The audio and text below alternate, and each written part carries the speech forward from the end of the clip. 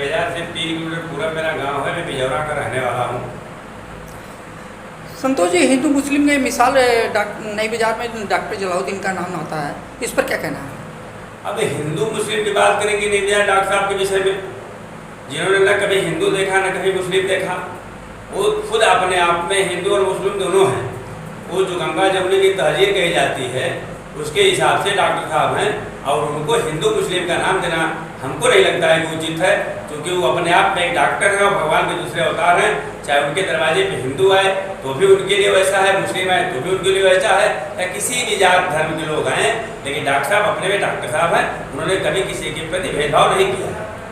Doctor साहब ने बहुत ऐसे कुछ काम किए हैं, जैसे आप कुछ जानकारी दीजिए। अब डॉक्टर साहब के काम को हम क्या जानकारी दें? डॉक्टर साहब तो कई मंदिर भी बनवा चुके हैं, कई मस्जिद बनवा चुके हैं। डॉक्टर साहब के पास कोई आ भी जाता है तो हमें नहीं लगता है कि अगर उसके पास पैसा है या ना नहीं है। अगर पैसा है तो ठीक है, नहीं है तो ठीक है। उनको दवा देते हैं और उनकी दवा से लोग ठीक भी हो जाते हैं। पैसे की कोई अहमियत डॉक्टर साहब क्या नहीं है, पैसा है तो भी, अगर पैसा नहीं है तो भी।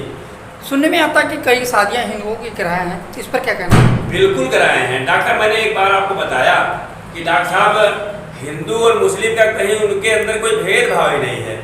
अगर हिंदू है, शादी की बात आप कर रहे हैं तो हिंदू के ऊपर आप में चले जाते हैं। शादी आप कहीं भी उनको बैठने में कोई परहेज नहीं है।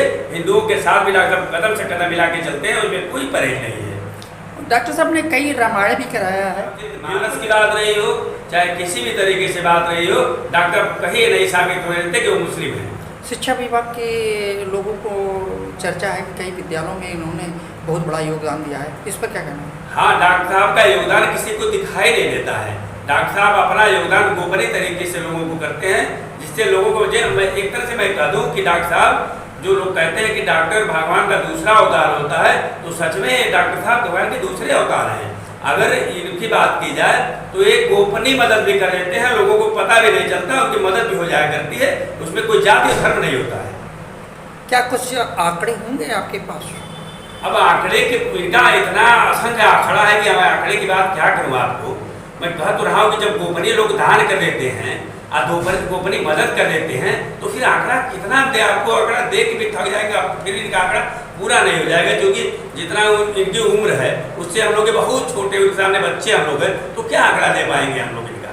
अभी बीच में 15 अगस्त बीता था, उस पर बहुत ज़्यादा डॉक्टर साहब का नाम आ रहा था कि बहुत 15 अगस्त धूमधाम से मनाए डॉक्टर साहब। डॉक्टर साहब ने कई विद्यालयों में 15 अगस्त पे जाके बहुत धूमधाम से मनाने का काम किया, और डॉक्टर साहब को 15 की जितनी बढ़िया खुशी मनाई कि जो है बच्चों तक को मिठाइयाँ खिला के उनको प्रोत्साहन भी किया और देश की आज़ादी का जश्न